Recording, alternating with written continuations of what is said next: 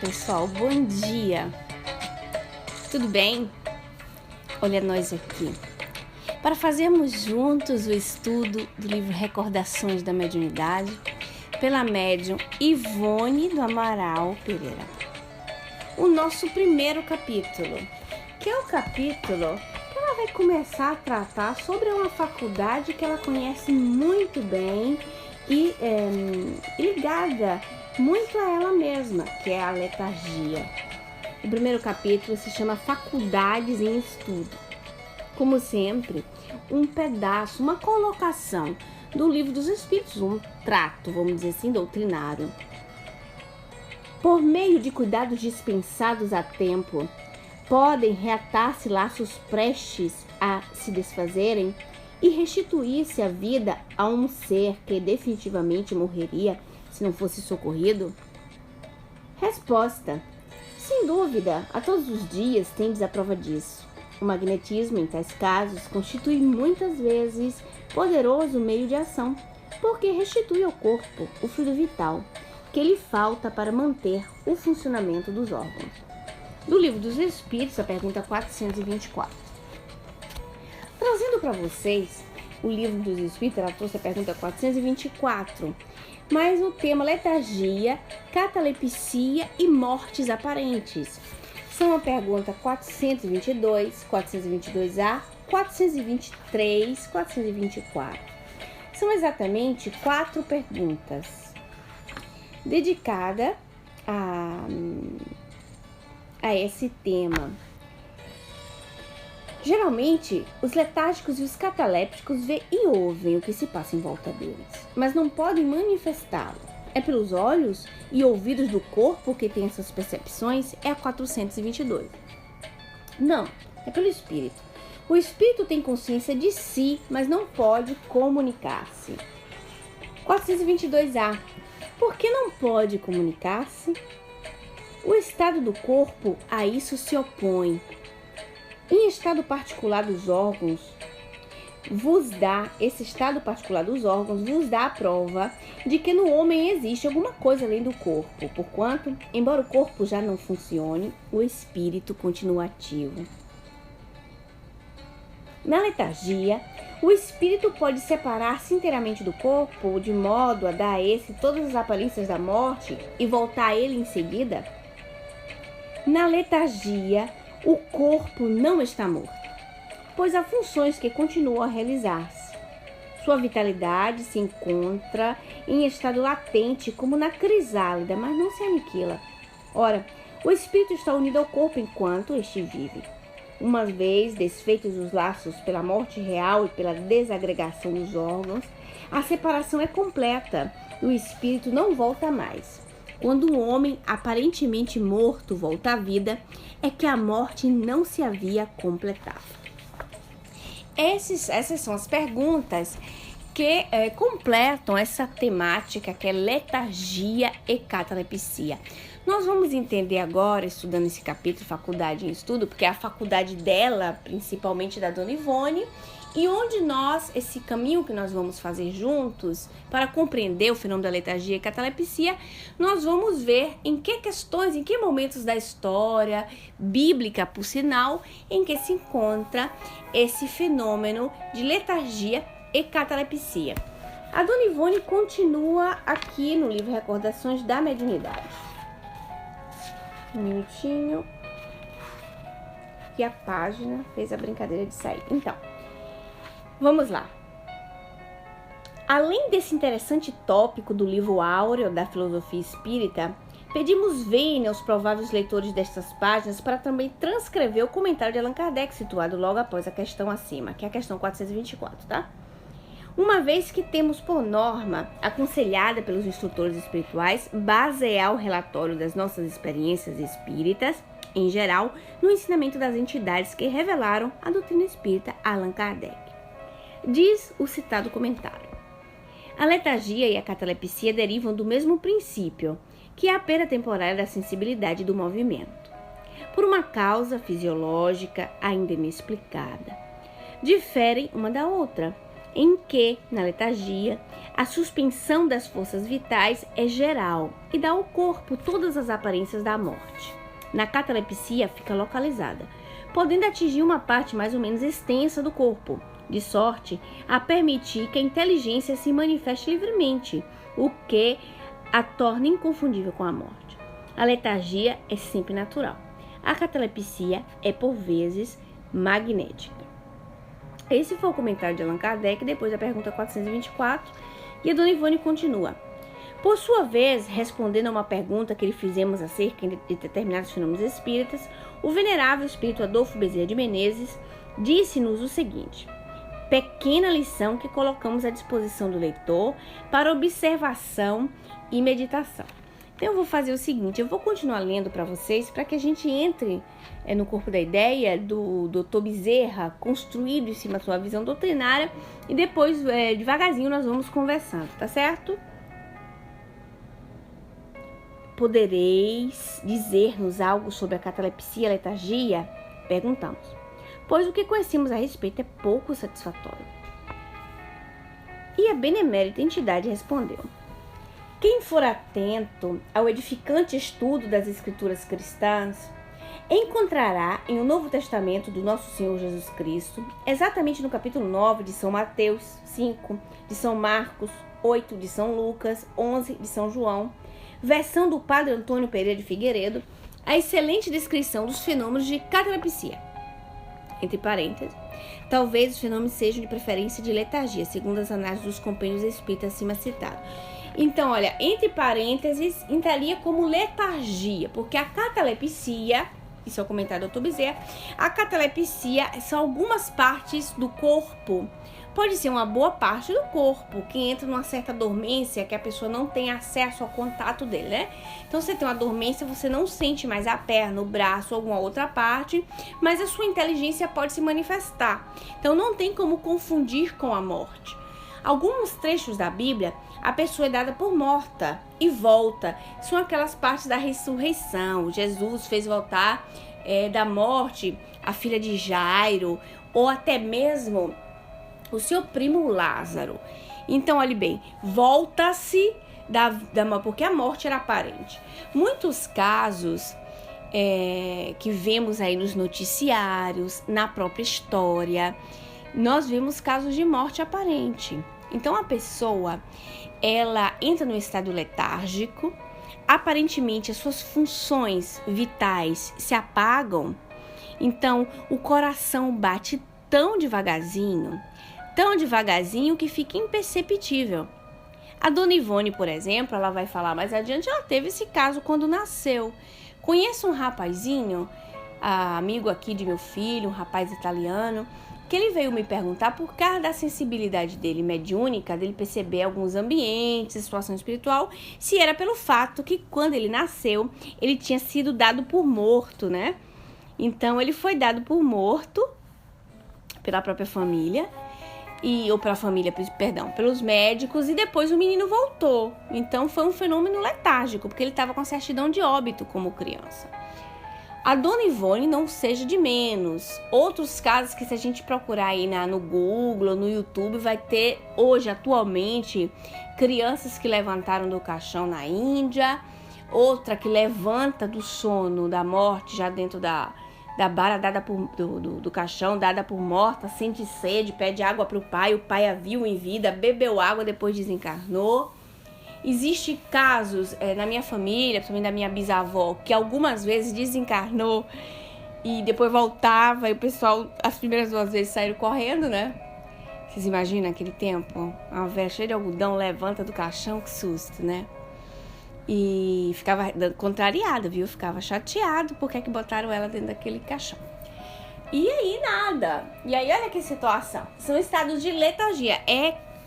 Confunde com a morte. A catalepsia, por mais que seja profunda, não dá a ideia de que o indivíduo está morto. Então não tem como se enganar.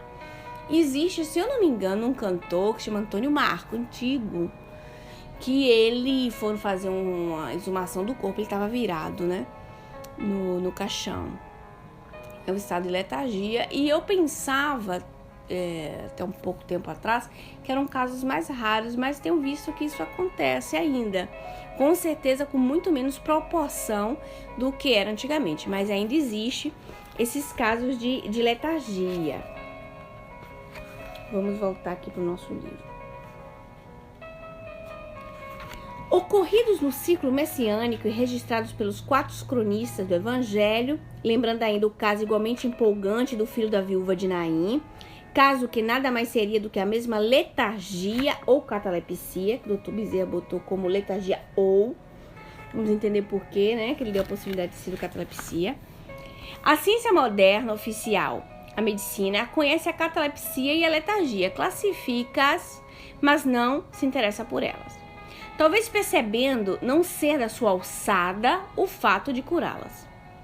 A ciência psíquica, no entanto, assim também a doutrina espírita, não só as conhecem como se interessam grandemente por elas, pois que as estudam, tirando delas grandes ensinamentos e revelações em torno da alma humana, e por isso também curá-las e até evitá-las, ao mesmo tempo que também poderão provocá-las e contorná-las e dirigi-las, orientá-las e delas extrair conhecimentos esplendentes para a instrução científica transcendente a benefício da humanidade. Se os adeptos encarnados dessa grande revelação celeste, a doutrina espírita, não curam no presente momento as crises catalépticas do próximo, as quais até mesmo a obsessão poderá provocar, será porque elas são raras, ou pelo menos ignoradas, ou porque, lamentavelmente, se descuram da instrução doutrinária necessária à habilitação para o importante certame. Vamos lembrar que esse livro, ele saiu nos anos 60, né? Ele é exatamente de 66, que veio depois no Devassando Invisível. Então, é um livro que o Dr. Bezerra fala, olha, não se fala muito isso no movimento espírita, apesar, assim, questão de tratá-lo, né? Existem muitos estudos dos psiquistas, não espíritas, que tratavam esse fenômeno de letargia, mas muito mais a catalepsia, até porque a catalepsia era induzida através do magnetismo, o magnetismo estudado, né? Kardec também foi um estudioso do magnetismo, e existiu e existe estudos para nós procurarmos, né, para nos aprofundar desse assunto, e a dona Ivone diz exatamente que o que a bibliografia espírita é copiosa nas referências e experiências sobre a catalepsia e letargia, e interessante será o seu estudo para o aprendiz dedicado. Ela coloca essa notinha aqui para nós. Então, o Dr. Bezerra diz, olha, existem as passagens muito interessantes na Bíblia, diz também todas as passagens. Fala que a ciência médica sabe que existe o fenômeno cataléptico, letárgico, e apesar de alguns disserem, né, que é uma doença, o Dr. Bezerra diz que é uma faculdade. E nós vamos entender o porquê. Sobre a doutrina espírita, aqueles que não tratam, não se interessam desse tema, ou não dedicam do seu tempo à cura, o tratamento de pessoas que entram em estados catalépticos e letárgicos, é um modo de descurar a instrução doutrinária, porque nós temos instruções para lidar com esse tipo de situação. E pode existir através também da obsessão. Esse fenômeno pode vir à flora numa pessoa através de uma influência, de um ataque de uma entidade terceira, que não seja você mesma, a sair como um fenômeno anímico do corpo. Ou, por exemplo, um fenômeno interessante é quando nós vamos ter o acoplamento do desdobramento. Nós saímos do corpo durante a noite e nós vamos ter o acoplamento, o aderir-se novamente nas funções motórias, cerebrais do corpo, ao voltar na noite, vamos dizer assim, do sono, e não pegamos de tudo o corpo, vamos dizer. Então, uma parte do nosso corpo pode ficar dormente, a gente fica assim ainda meio tonto, isso pode ser alguns pequenos indícios da catalepsia, ou até mesmo você volta pro corpo, tá acordado, mas o corpo não se mexe por nada. Então você tá totalmente lúcido, como tem as perguntas lá do Livro dos Espíritos, mas você não mexe nada. Então não deixa de ser segundos de letargia em nós.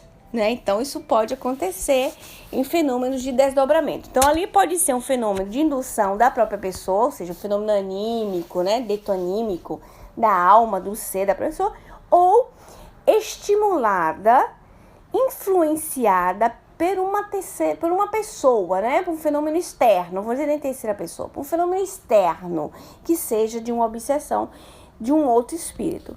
Lembremos, por exemplo, que a Dona Ivone muitas vezes saiu do corpo em letargia depois de uma determinada imposição de mãos dos espíritos, né? Determinadas manobras magnéticas para que ela saísse do corpo em estado de letargia.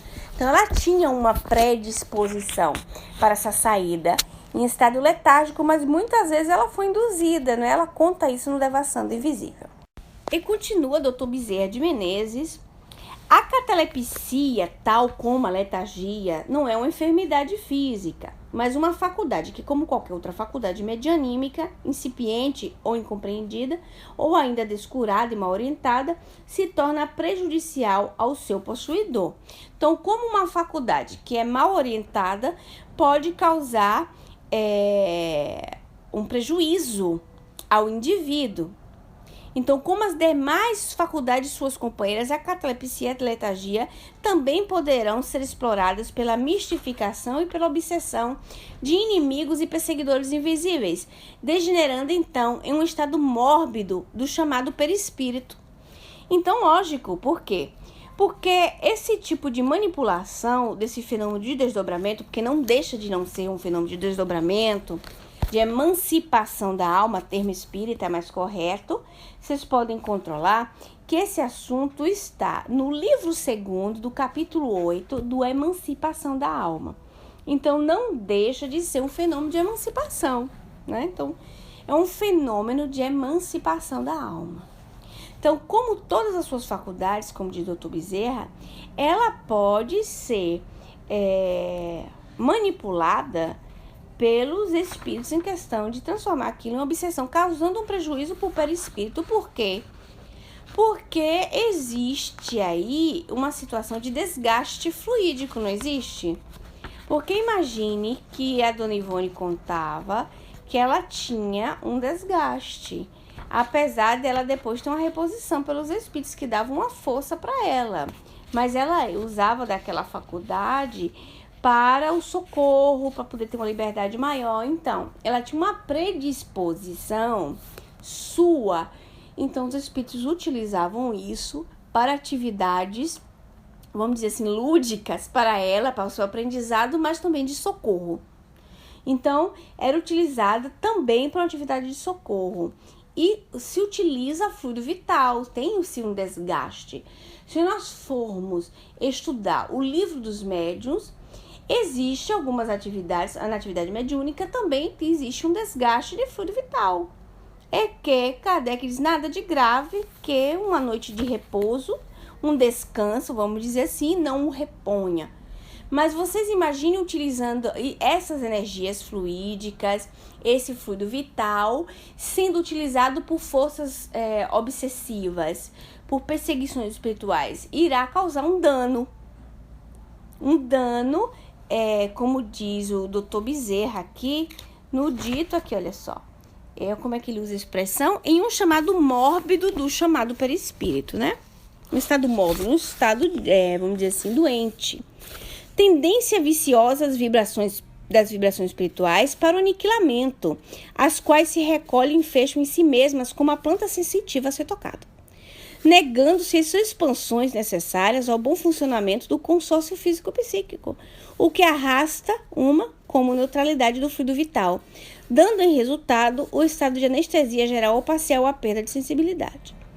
Quando todos os sintomas da morte e até mesmo o início da decomposição física se apresentam, e somente a consciência estará vigilante, visto que esta, fagulha da mente divina, animando a criatura, jamais se deterá no aniquilamento, mesmo temporário.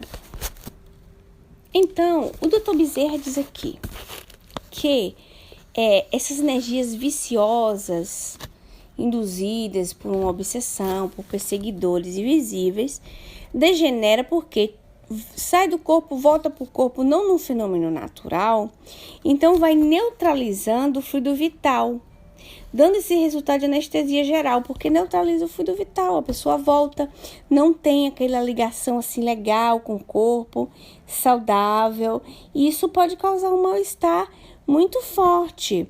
E aí, por mais que cause uma morte aparente, ou seja, isso pode acontecer através de uma simbiose obsessiva, mas a consciência fica vigília, a consciência fica ali. Não tem como aniquilar a consciência do espírito.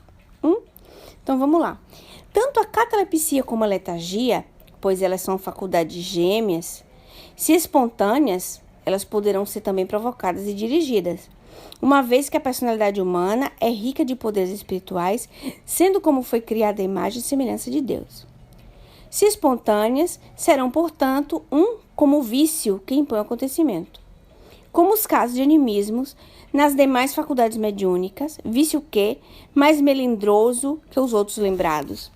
Se a tempo não for corrigido, poderá acarretar consequências imprevisíveis, tal como a morte total da organização física, a loucura, dado que as células cerebrais, se atingidas frequentemente ou por demasiado tempo, poderão levar à obsessão, ao suicídio, ao homicídio e às graves enfermidades nervosas, esgotamento, depressão, alucinação, etc. Então, ele diz assim, que podem ser faculdades gêmeas, ela pode ser provocada ou espontânea. Mas provocadas no sentido, como eu estava dizendo para vocês, a letargia no caso, né? Pelos espíritos, como se fazia com a Dona Ivone, dos espíritos para a Dona Ivone. No caso, doutrinariamente, um homem não pode. Ele pode colocar em estado cataléptico. Então, não vai dar uma ideia de morte aparente. Mas os espíritos podem fazer. Induzir isso. E causar uma problemática mesmo psíquica. Porque, olhem bem, mesmo que não seja um fruto de uma obsessão, mas o indivíduo tem, por um vício que impõe um acontecimento, o vício do próprio espírito sair do corpo. Ele tem essa tendência, ele sai do corpo, como tem os fenômenos anímicos. Quando você fica dando passividade o tempo todo às suas personalidades antigas, sem ter uma correção daquilo ali, ou seja, sem ter uma lógica no andar daquelas comunicações, aquilo vai causar um vício, pode causar um dano a uma pessoa, a própria pessoa, ou trabalho, ou mesmo assim, sendo um fenômeno induzido por um espírito. Como assim? Olha bem, ele diz: se o tempo não for corrigido, por acarretar consequência imprevisível, tal como a morte total da organização física, ou seja, o indivíduo fica saindo do corpo, ele pode causar mesmo um dano ao próprio corpo através da obsessão também. A loucura, dado as células cerebrais se atingidas frequentemente por demasia. Repare bem, se a pessoa fica o tempo todo, vamos falar das nossas personalidades anteriores, o tempo todo voltado ao passado, e aquelas personalidades anteriores ficam influenciando demais a pessoa fica como manifestando a si mesma, e aí ela tem crises, sabe aquelas crises de dupla personalidade, que não é a comunicação mediúnica. Então, é uma coisa anímica, vamos dizer que Maria manifeste a Joaquina de antigamente. Então, a Maria fica o tempo todo voltando 200 anos atrás e manifestando Joaquina. Aí depois ela volta 300 anos atrás e manifesta Eliana. Aí ela fica voltando 400 anos atrás e aí ela manifesta Pina. Aí fica nisso. Vocês são de acordo que a pessoa não vive com saúde? Aquilo pode causar um psiquismo de loucura? Adoecer a pessoa. Porque a pessoa não está vivendo a sua realidade atual, não está fincada com seus pés na sua realidade, e aquilo pode causar danos, e danos sérios.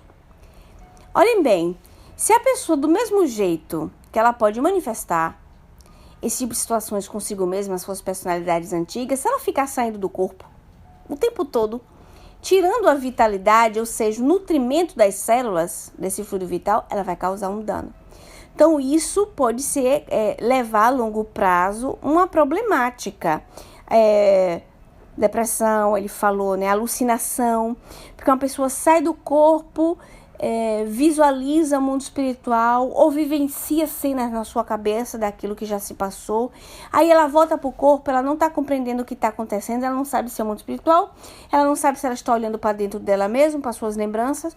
Isso vai causar alucinação, loucura, pode causar depressão. Realmente isso pode causar danos muito profundos. E tem que ser cuidado, né? Mas, uma vez contornadas por tratamento psíquico adequado, repara aqui do Dr. Bezerra, né? Transformar-se-ão em faculdades anímicas importantes, capazes de altas realizações supranormais, consoante a prática o tem demonstrado, fornecendo aos estudiosos e observadores dos fatos mediúnicos vasto campo de elucidação científica transcendental. O próprio exemplo da Dona Ivone. Que a Dona Ivone foi contornada ou não foi? Foi, porque a Dona Ivone teve esse fenômeno ao nascer, a Dona Ivone teve esse fenômeno letárgico aos 8 anos de idade e depois teve na idade adulta, que aí vamos entender depois, mais para lá, por que foi que aconteceu isso. Então, a Dona Ivone crescendo, ela foi contornada, essa faculdade, e foi vamos dizer assim, curada, tratada, dirigida, organizada pelo Charles, pelo Dr. Bezerra de Menezes, e foi assim, causou altas realizações supranormais com a sua prática. Então, a mediunidade da Dona Ivone foi muito mais vivenciada por causa desses fenômenos de letargia. Essas saídas do corpo, a Dona Ivone entrava assim, num estado de viagem astral, vamos dizer assim, ou projeções da consciência com tanta lucidez que ela trazia com muita propriedade as suas próprias experiências. Nós tivemos tantos exemplos no estudo do livro Devassando Invisível. Continuando aqui.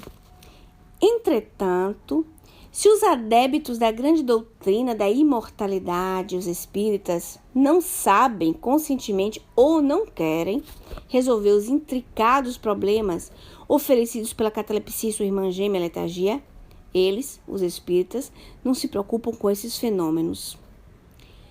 Sem o quererem e o saberem corrigirem a sua possibilidade de expansão com o cultivo geral da mediunidade comum.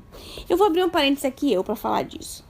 Os espíritas não querem. Em 1966, tinha uma limitação de conhecimento sobre essa área e não se interessavam muitíssimo. Depois, com vênia e muito respeito a Valdo Vieira, que em 79, quando ele sai do movimento espírita, e a saída de Valdo do movimento espírita era contra o movimento espírita e não o espiritismo, ele depois vai fazer o caminho dele e tal, e não precisa que nós entremos nesses detalhes, e ele lança um livro que chama Projeções da Consciência, em 79. Na verdade, o Valdo que eu mais gosto é o do 1979. Apesar dos livros dele serem excelentes, ele psicografou contemporaneamente com o Chico e tal, mas independente das psicografias, essa experiência dele de Projeções da Consciência desse livro são excelentes. Então, teve material dos anos 70 em diante dedicado a isso aí. E hoje em dia, no movimento espiritualista, talvez não espírita, mas hoje eu vejo espíritas dedicando-se a essa técnica, que é uma parte de ciência, por que não? Olhem bem, enquanto não mudar o corpo filosófico, o espiritismo pode absorver a crescimento da ciência. Então, não deixa de ser uma ciência experimental. A saída do corpo, não é? Eu estava vendo os estudos do GE, o pessoal falando de sonho, da saída do corpo e tal. Não deixa de ser uma técnica no qual o próprio espírita ele pode estudar tranquilamente, sem peso de consciência. A questão doutrinária está no corpo filosófico. O corpo filosófico, aí sim, é inalterado. E a parte ética-moral, que nós podemos ir de acordo com a parte ética-moral com todo mundo religioso, se forem sinceros. Já a parte de observação, a parte da ciência, é essa ao qual o codificador acena, fala a questão de ir junto com a ciência, de aceitar novas ideias, é a parte da ciência. Então, o tríplice aspecto da doutrina espírita, ciência, religião, né, no sentido ético e filosófico. O corpo filosófico e ético não tem como se mudar, porque, né, presidido diretamente pelo próprio Cristo, não pode existir duas conversas do Cristo, correto? Então, pela parte científica do espiritismo, a parte científica no sentido de observadores, de experimentadores, vamos dizer assim, são técnicas, a projeção astral, viagem astral e tantas outras técnicas que, como a medicina tenta absorver técnicas novas para cuidar do bem-estar do ser humano, entra o espiritismo nisso aí. Então, os espíritas que têm curiosidade sobre essas técnicas ou outras técnicas alternativas de tratamento que dão esse resultado, ele pode estudar sem culpa. Aí vai dizer assim, poxa, mas você está estudando isso não é espírita? Não, não é espírita, mas eu estou estudando, eu gosto, vejo que funciona, são técnicas interessantes. Não mexe no corpo filosófico, não mexe no corpo ético, mas são técnicas de ciência, no qual o indivíduo vai testando, experimentando, porque Kardec era um experimentador, vai se testando, vai se experimentando e vai se adaptando das melhores maneiras. Vejo muitas vezes comentários de quando falo de espiritismo, mas isso não é espiritismo. Realmente não é, porque não existia no período que foi. Mas se existisse hoje e o codificador estivesse, ele iria estudar bastante essas novas, porque é a parte de técnicas da ciência experimental. Se não fosse uma coisa para ser aprovado, não seria aprovado naturalmente. Com a sinceridade que tem que afrontar o espírita de tentar uma coisa assim, poxa, não é legal, não me dei. Mas não a veemência de negar, né? Então, voltando aqui para a nossa leitura. Entretanto, se os adeptos da grande doutrina, né, da imortalidade, os espíritas não sabem conscientemente ou não querem resolver os intricados problemas oferecidos pela catalepsia e sua irmã gêmea letargia, sem o quererem e o saberem, corrigem a sua possibilidade de expansão ao cultivo geral da mediunidade comum, visto que, ao contato das correntes vibratórias magnéticas constantes e o suprimento das forças vitais próprias dos fenômenos mediúnicos mais conhecidos, aquele vício se ameaça, será corrigido, podendo, não obstante a faculdade cataléptica ser orientada inteligentemente para fins dignificantes a bem da evolução do seu possuidor e da coletividade. Ou seja, pode virar uma grande ferramenta de ajuda. Ora, o que é emancipação da alma? Existe um capítulo todo para estudar isso. Sair do corpo, emancipação da alma. O nosso codificador subdivide. No subdivide é catalepsia, letargia, morte aparente. Ele vai falar de dupla vista, ele vai falar de êxtase, ele vai falar de sonambulismo, ele vai falar de sono e sonhos. Ou seja, vocês imaginem que a temática emancipação da alma abrange tantíssimo, né? Abrange tantos temas. É curioso isso. É curioso também não ver se aprofundar nessa temática. Porque o sonambulismo é bem estudado também na Gênese. É estudado o fenômeno mediúnico sonambúlico no livro dos médiuns. E se o codificador, repito, tivesse ficado em vida mais 10 anos, teria se aprofundado nisso também. Então, perde-se grandes possibilidades de identificação de um trabalho de socorro, de um trabalho mediúnico, medianímico. Porque existem indivíduos que têm uma tendência mediúnica à emancipação e que poderiam ser aproveitados para um certo trabalho específico. E existe hoje, em 2016, tantos trabalhos, pequenos trabalhos já abrangendo isso aí. Imagino que as gerações mudando dos espíritas, né? Os mais antigos vão desencarnando, outros vão vindo e vai ter o reciclo, já vem com essa predisposição para ter uma compreensão muito melhor dessa temática da emancipação da alma, que é uma ferramenta de trabalho com toda a sua potencialidade. e que o fenômeno mediúnico, medianímico, ainda tem muito a se estudar. Nós precisamos estudar a mediunidade profundamente, porque a mediunidade não consiste somente em incorporar espíritos. Uma certa feita, uma amiga disse para mim, poxa, para poder incorporar espírito precisa tanta técnica?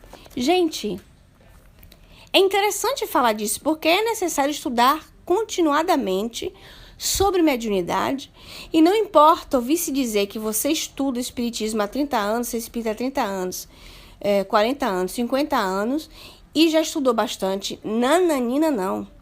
O espírita tem um compromisso de ter um estudo continuado e sério, principalmente lidando com a mediunidade, sendo um grande experimentador, estudioso, anota, não, isso aqui não dá certo, rasga o papel, fora, joga fora. Vamos experimentar aqui, vamos estudar, vamos se aprofundar com os espíritos, vamos estudar. Vamos conquistar amigos de pesquisadores. Porque, poxa, se a gente conhece a árvore pelo fruto e nós nos dedicamos ao bem sincero, nós dedicamos ao estudo da doutrina espírita sincera, nós nos dedicamos ao socorro ao outro, e isso é abrangente, Nossa Senhora, e não é limitado à distribuição de roupas, à distribuição da sopa, de jeito nenhum. É muito abrangente. Inclusive, o próprio Evangelho segundo o Espiritismo trata dessa temática. Não é a temática da caridade. Então, sinceramente, enfrentando todos esses perfis da ética moral do Espiritismo que nos ensina, e nós somos ao mesmo tempo estudiosos, pesquisadores, observadores, e nós estamos tentando trabalhar conosco mesmo, e nós tentamos todos os dias nos modificarmos, e não é fácil, vocês sabem muito bem disso. Ora, eu devo estar, logicamente, caminhando isso no meu cotidiano, na minha 24 horas por 24, né? Eu vou estar caminhando com espíritos que se interessam sobre essas temáticas. Então, eu vou separando o joio do trigo. Mas o espírita sério, ele pode ter 70 anos e ele está no espiritismo há 50 e achar que é desaforo ouvir isso. Mas não é. Ele vai estudar a vida toda. Nós temos que estudar a vida toda, principalmente lidar com a mediunidade. Estudar a vida toda não é só a prática mediúnica no dia da reunião mediúnica, uma vez por semana, ler aqueles 2 livros que dá aquela leiturinha ali um pouquinho antes da reunião. Nananina, não. É colocar o rostinho em cima dos livros e estudar igual a gente estudava para a escola. E se dedique a meia hora por dia, 1 hora por dia, como diz o codificador, num estudo sério, continuado e sistemático. É o único modo da gente conhecer a doutrina espírita de fato. Inclusive, não o codificador, mas o espírito de verdade aconselha isso a nós no Livro dos Médiuns. Eu já disse que só estudando seriamente, com muito detalhe, é que se pode falar dos fatos. É o único meio, diz o espírito de verdade. Então, não é possível que nós não espíritas, né, trabalhadores, não estudemos. Então, nós temos que estudar.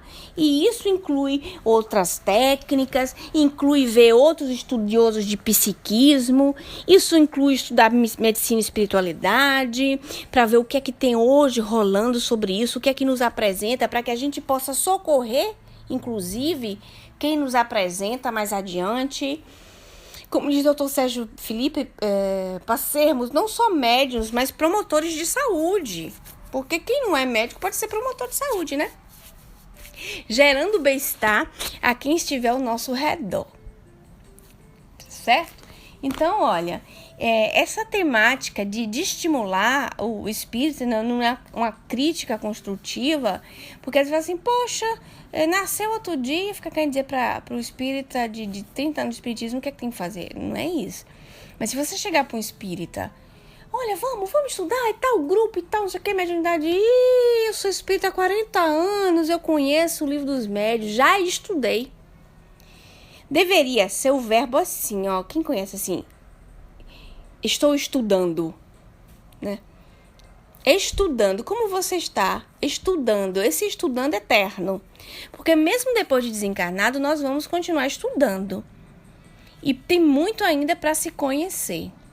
Tem muito ainda para se aprofundar, tem muito ainda para se discutir, para imaginar. E todo dia a gente aprende uma coisa nova. Não se pode afirmar que nós não temos consciência de aprendizado, porque nós estamos aprendendo todos os dias. Quando nós lemos uma colocação dessa, por exemplo, de Dr. Bezerra de Menezes em 1966, e depois, no 79, sai Valdo Vieira com essas experiências do livro Projeções da Consciência, e tantos outros experimentos que tem hoje, nós temos acesso à cultura hindu. E observam, meu Deus, olha só que práticas interessantes desde sempre. Aí, você observa, por exemplo, na cultura egípcia. Puxa, olha que coisa interessante, desde sempre. Então, isso não é interessante para sabermos lidar com isso? Sabemos lidar, por exemplo, com a emancipação da alma, ver um indivíduo que é médium sair do corpo e poder relatar o que está vendo, estando fora do corpo, seja no estado letárgico, seja no estado cataléptico, seja no estado sonambúlico. Como é que eu vou distinguir esses fenômenos? Poxa, gente, experimentando. Porque, por enquanto, nós estamos com técnica, a gente vai falar do estudo aqui, livro, tal, vamos falar. Mas se nós não vivenciarmos, não experimentarmos, a gente não vai saber. E esse experimentar não significa fazer sempre consigo mesmo. Você pode estar na reunião mediúnica, observar como observador. Puxa, olha só, que fenômeno interessante que está acontecendo. Anotar, escrever, fazer atas. Registrar no tempo o que os nossos grupos têm construído. São documentos que vão entrar na história. E é de extremamente importância esse interesse. Como diz o Dr. Bezerra de Menezes aqui, a fim, né, de melhorar o indivíduo, a coletividade. Aí ele continua. De outro modo, o tratamento magnético, através de passes, e em particular os passes ditos espirituais, aplicado por médios idôneos e não por magnetizadores, e a intervenção oculta mais eficiente dos mestres da espiritualidade tem evitado que a catalepsia e a letargia se propaguem entre os homens com feição de calamidade. Daí, advindo a relativa raridade espontânea de tais fenômenos nos dias presentes. Não deixa de ser um esclarecimento interessante. Olha bem. Médios idôneos. Então, passes ditos espirituais. O que é isso? É quando tem intervenção oculta dos espíritos. O passista está tratando dessa problemática, ou de uma pessoa que tem um sintoma assim, um assado. Oculta, quer dizer que ele não está sabendo que tem os mentores espirituais fornecendo aquela energia que ajuda que aquela situação não vá se agravar para virar uma problemática, uma doença, e que isso faz com que se mantenha equilibrada as situações para que não aconteçam os fenômenos letárgicos a toda hora, né? Então, contém, vamos dizer assim, essa situação. Ele faz uma distinção também. Médiuns idôneos e não por magnetizadores. O que é isso? Os magnetizadores, eu aqui estudo o magnetismo, a prática de imposição de mãos, mas não tem o compromisso de trabalhar como médium, com a ética do médium, tá certo? Então, o Dr. Bezerra, como espírita, coloca essa distinção, que até é muito justa, né? Não quer dizer também, viu, gente, que o magnetizador não tenha a sua assistência espiritual. Não quer dizer isso. Mas ele coloca a questão do idôneo simplesmente para... Ele está falando para espíritas. Então, para responsabilizar os espíritas. E, logicamente, como se falou que se conhece a árvore pelo fruto, nós vamos ter muito mais confiança naqueles que trabalham com uma seriedade diferente, vamos dizer assim, ligada à mediunidade, por exemplo, sem pagamento, né? Então, trabalha como voluntário, vamos falar assim, e não desmerecendo a quem é um magnetizador, tá certo? Mas colocando que ele diz, e a intervenção oculta mais eficiente dos mestres da espiritualidade. Então, mais eficiente porque, sabendo que o médium é idôneo, existe a influência oculta, então existe uma somatória dessas energias para o melhor ir dessa situação. E essa nossa assertiva também revela que todas as criaturas humanas, mais ou menos, possuem um germe. Em germe, as ditas faculdades as poderão dirigir à própria vontade, se conhecedoras dos seus fundamentos, uma vez que nenhum filho de Deus jamais foi agraciado por predileções ou menosprezado com desatenções pela obra da criação. Então ele diz, olha, você possui em germe, realmente. Nós possuímos o rudimento. Então, isso pode ser desenvolvido, é uma atividade anímica. Então, você pode conseguir um 0,1 e não conseguir fazer mais do que isso, como também pode ter um desenvolvimento. Como é a emancipação da alma, gente? E nós falávamos de emancipação da alma, é um fenômeno anímico, né? Pode virar medianímico, porque pode ter uma intervenção de espíritos, mas é uma faculdade que pertence a todos, porque todos nós saímos do corpo. Em uma questão de emancipação da alma, de desdobramento, que é uma expressão assim muito comum no movimento espírita, desdobramento. Então, isso pode ser desenvolvido. Tanto é assim, o Dr. Bezerra abre, né, fala disso, que esses técnicos em projeções astrais, esse pessoal que estuda projeção astral, tem essas técnicas e vão ali, vão tentando e conseguem mesmo. Nessas projeções astrais não é dita que tem ética. Todo projetor astral é ético. Não. Muitos não são. Mas tantos outros são éticos, sérios, nas suas projeções têm interesses superiores e vamos focar esses aqui. Perdão. Esses que estudiosos sérios, experimentadores sérios, com todo o nosso respeito, mesmo não sendo espíritas, mesmo não abraçando o corpo doutrinário espírita, mas trabalham com a emancipação da alma, com projeção astral e que muitas vezes trabalham socorrendo espíritos. Eu acho isso tão interessante, esse trabalho socorrista, que a espiritualidade não perde tempo. Quem tem um trabalhador, alguém predisposto a ajudar de alguma forma, se coloca como instrumento de ajuda e vai ser utilizado para instrumento de ajuda, independente de ser espírita ou não. Certo? Então, continuando a leitura aqui, dos casos citados nos evangelhos cristãos, todavia, destaca-se o de Lázaro pela sua estranha particularidade. Aí vemos um estado cataléptico superagudo, a letargia mais profunda, né?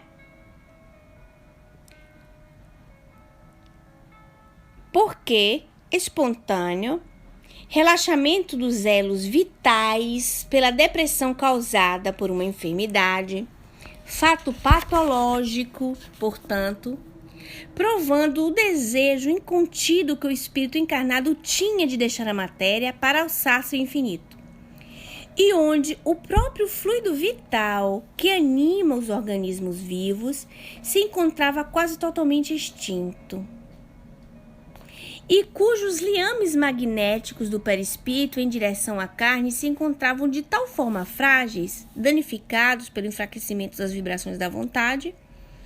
Aí tem um parênteses aqui, Lázaro já cheirava mal, o que é frequente em caso de crises catalépticas agudas, né, letárgicas. Mesmo se provocadas, quando o paciente poderá até mesmo ser sepultado vivo, ou antes, não de todo no estado de cadáver, que fora necessário com efeito o poder restaurador de uma alma virtuosa como a do Nazareno para se impor ao fato, substituir células já corrompidas, renovar a vitalidade animal, fortalecer liames magnéticos com seu poderoso magnetismo em ação. Então, o caso mais assim que marca vamos dizer assim, os relatos evangélicos é o estado de Lázaro. E aí, Dr. Bezerra disse que a vontade que ele tinha, né, de alçar voos foi tão grande pela doença, porque você imagina, ele ficou doente. Aí, quando a pessoa fica doente, esses laços ficam mais frouxos. Porque quando você tem uma doença assim muito profunda, nesse caso, não sabemos que doença era aquela de Lázaro, não é ligado célula a célula? perispírito ao corpo físico, ficam frouxos. Muitos já soltaram, porque com o envelhecimento a gente não vai soltando laço por laço, se as células vão morrendo.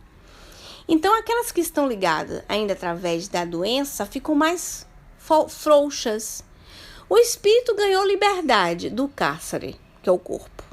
É assim que chamam os espíritos para nós na codificação. Então, se viu livre, coisa boa tá livre do corpo material, né? Como é um jugo. As células já estão uma parte desligada.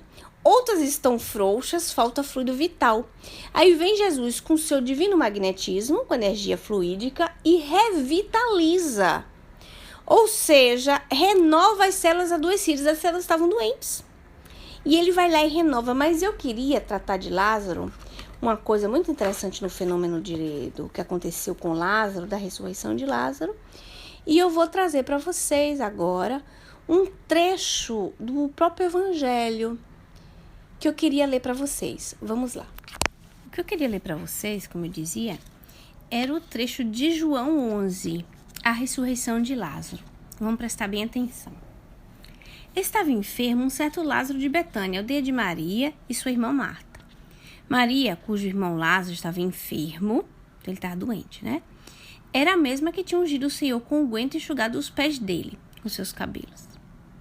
Assim, as irmãs foram enviadas a ele, dizendo: Senhor, eis que está enfermo aquele que amas. Ao ouvir isso, Jesus disse: esta enfermidade não é para a morte, mas para a glória de Deus, a fim de que seja glorificado o Filho de Deus por meio dela. E eu lendo isso, me notou uma coisa interessante. Falei, puxa, Lázaro reencarnou, aquele que eu amas. Então Jesus, né, devia ter amor por ele no sentido de amizade, provavelmente, que o conhecia, né? E que ele ficou doente, repare, não para que ele morresse, ou fosse uma expiação, né, vamos dizer assim, mas uma prova, uma missão. Uma prova-missão. Ele ia lá, superar o negócio dele, sendo provado, mas uma missão. Para que o Filho de Deus fosse glorificado por meio dela. Não era uma missão de Lázaro? Não é interessante isso? Então, reparem que muitos deles, não posso dizer todos, né? Mas muitos deles nasciam com determinadas situações. Tanto é que Jesus, repare, quando, portanto... Não, peraí. Jesus amava Marta, bem como a irmã dela e a Lázaro. Quando, portanto, ouviu que estava enfermo, ainda permaneceu 2 dias no lugar onde estava. Quer dizer, Jesus, tranquilamente, ficou 2 dias onde ele estava. Amava Lázaro, amava Marta, amava Maria, mas estava lá tranquilo, fazendo as coisas que ele tinha que fazer por 2 dias. Jesus estava dando tempo para que as coisas se efetivassem. Então, ele enfermo, Jesus ia estando lá, ia ter que ir lá curar. Ele não pode dizer, não vou curar. Então, tá lá Jesus, lá fazendo o que ele tinha que fazer por 2 dias. Depois disso, então diz ao discípulo, vamos novamente para a Judéia. Diziam-lhe os discípulos, Rabi, ainda agora os judeus procuravam te apedrejar e vais novamente para lá? Respondeu Jesus, não são 12 as horas do dia? Se alguém anda durante o dia, não tropeça, porque vê a luz deste mundo. Mas se alguém anda durante a noite, tropeça, porque não há luz. Disse estas coisas, mas depois diz a eles isto. Lázaro, nosso amigo, adormeceu, mas vou despertá-lo. Disseram-lhe então os discípulos, Senhor, se adormeceu, será salvo? Que estivesse falando a respeito do repouso do sono. Então, eles não conseguiam entender, ó, se está dormindo, ele vai, né? Vai acordar? Assim disse-lhe Jesus abertamente, Lázaro morreu. E me alegro por vós, de que eu não estivesse lá, para que creais. Todavia, vamos até ele. Então, se Jesus estivesse lá, né? Ainda bem, estava todo mundo à parte, não estava lá. Então disse Tomé, chamado Dídimo, aos condiscípulos: vamos nós também, a fim de morrermos com ele. Assim que chegou, Jesus o encontrou no sepulcro, já há 4 dias. Ora, Betânia estava próxima de Jerusalém, cerca de 15 estádios, que é a cidade, né? Muitos entre os judeus tinham vindo até Marta e Maria para confortá-las a respeito do irmão. Assim que Marta ouviu que Jesus estava vindo, saiu ao encontro dele. Maria, porém, estava sentada em casa. Então Marta disse a Jesus: Senhor, se tu estivesses aqui, meu irmão não teria morrido. Então, olha como é o raciocínio. Se Jesus estivesse lá, ele teria que ter curado. Curava, ele não ia morrer. Ou seja, não ia entrar em estado letárgico. Não ia ficar no fio da situação que era necessário para glorificar Jesus. Sei também que tudo quanto pedires a Deus agora, Deus te dará. Jesus lhe disse: teu irmão se levantará. Marta lhe disse: sei que ressuscitará na ressurreição do último dia. Então eles não tinha ressurreição. Disse-lhe Jesus: eu sou a ressurreição e a vida. Quem crê em mim, mesmo se morrer, viverá. E todos o que vive e crê em mim jamais morrerá por todo sempre. Crê nisto? Ela diz a ele: sim, Senhor, eu creio que tu és o Cristo, Filho de Deus que vem ao mundo. Ao dizer isso, ela partiu e chamou secretamente Maria, sua irmã, dizendo: o mestre chegou e te chama. Ela, quando ouviu isso, levantou-se depressa e foi até ele. Jesus ainda estava na entrada da aldeia, mas estava no lugar onde Marta fora encontrá-lo. Os judeus que estavam com Maria em casa e a confortavam, vendo que Maria levantasse depressa e saía, seguiram-na, supondo que fora ao sepulcro a fim de chorar lá. Então, quando Maria chegou onde estava Jesus, ao vê-lo, prosternou-se junto aos pés dele, dizendo-lhe: Senhor, se tu estivesse aqui, meu irmão não teria morrido. Assim, quando Jesus a viu chorando, e também chorando todos os judeus que vieram com ela, agitou-se em espírito, perturbou-se, e disse: onde o colocaste? Disse-lhe: Senhor, vem ver. Jesus chorou. Então diziam os judeus: vede como o amava. Alguns dentre eles disseram: ele que abriu os olhos aos cegos, não podia fazer também com que este não morresse? Jesus, então, agitando-se novamente, dirigiu-se ao sepulcro. Era uma gruta e uma pedra estava posta sobre ela. Jesus diz: tirai a pedra. Marta, a irmã do que estava morto, diz a ele: Senhor, já cheira mal, pois é o 4º dia. Jesus lhe diz: não te disse que se creres verá a glória de Deus? Tiraram então a pedra. E Jesus levantou os olhos para cima e disse: Pai, te dou graças porque me ouviste. Eu sei que sempre me ouves, mas disse isso por causa da multidão que está ao redor, para que creiam que tu me enviaste. Então, a Jesus, quando fazia aquela exaltação ali em prece, não é porque faltava nele fé, mas ele tinha que se colocar naquela postura para que as pessoas, soubessem, se concretizasse no coração dessas pessoas que Jesus era mesmo enviado de Deus, o Messias. Ao dizer essas coisas, gritou em voz alta: Lázaro, vem para fora. O que estivera morto saiu, com os pés amarrados e as mãos enfaixadas e o rosto envolto em um sudário. Jesus lhe diz: soltai-o e o deixai-o ir. Vê que Jesus, no início, diz assim: olha, Lázaro está dormindo. Então, os discípulos não tinham entendido, Pensou que ele estava só dormindo. Aí, Jesus, bem abertamente, ele morreu. Eu acho que só faltou desenhar, Meu Deus, esse povo não entende nada. Ele morreu. Quer dizer, para o mundo ele morreu. E ele estava numa certa decomposição, ele já estava num certo desligamento tão profundo do corpo físico que ele já começava a cheirar mal. Provavelmente, em algum lugar, somente no lugar da doença, onde se gerou a doença, vai saber qual doença, onde tinham mais células mortas, devia estar necrosando, cheirando mal, Ferida mesmo. Quando ela é mal cuidada, ela não cheira mal.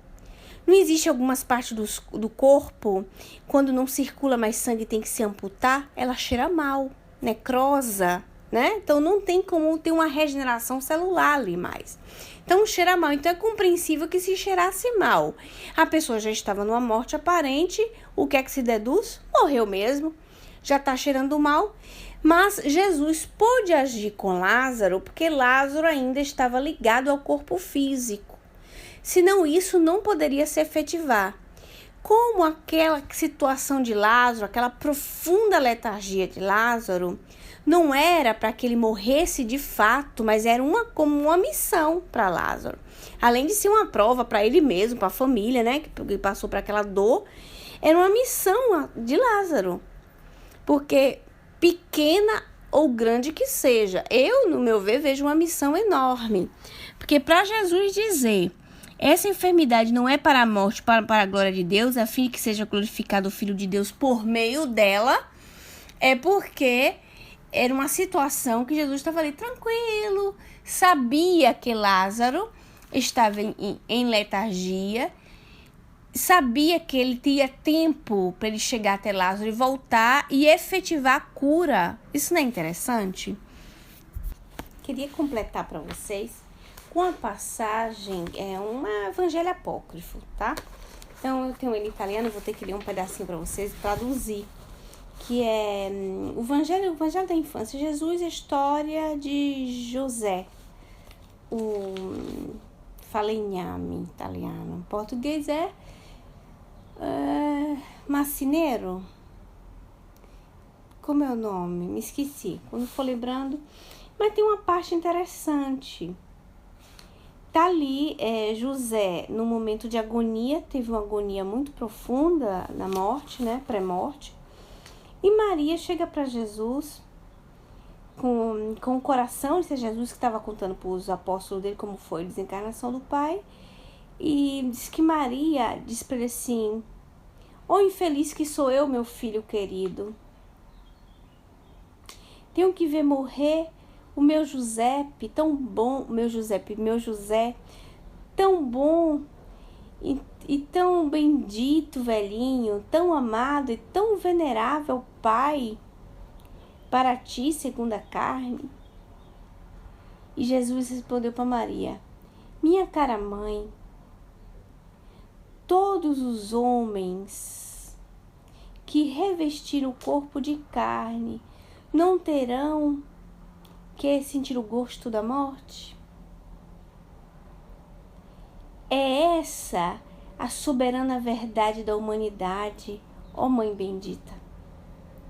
E tu mesma terá que morrer como todos os homens."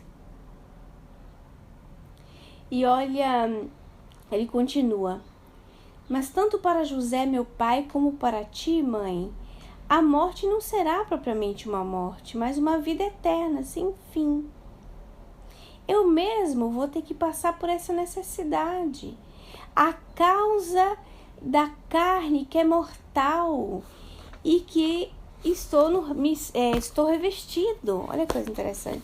Então Jesus, quando está vendo aqui a agonia do Pai, Jesus não cura o Pai para ele voltar na vida, né? Ele fica doente, ele não vai voltar porque estava no destino dele a desencarnação. Aí Jesus faz uma oração, não é, para José, aquela coisa toda. Maria chora os filhos. Tão interessante que tem uma parte assim que Maria, Jesus fala que a morte subiu por José, já estava na garganta, a alma, né? Mas não tinha saído ainda. E que Maria ingenuamente toca os pés de José e as pernas e vê gelada. Aí Maria diz assim: "Ô filho, muito obrigado." Como se tivesse curado, né? "Você fez passar febre de seu pai." Mas ela era morte. Então, já estava ali sem vitalidade. Lembra que estávamos falando da catalepsia? A falta do fluido vital? Então, estava gelado, sem vitalidade, mais as pernas, os artes inferiores. Então, no Evangelho Apócrifo, conta que a alma já estava subindo pela garganta. E tem a conexão, né, do fio de prata. Coração, cabeça, alguns dizem que é o coração, outros é a cabeça. Olha que coisa curiosa. Mas concluindo nosso estudo com essa reflexão sobre a ressurreição de Lázaro e sobre esse sino curioso sobre a desencarnação de José.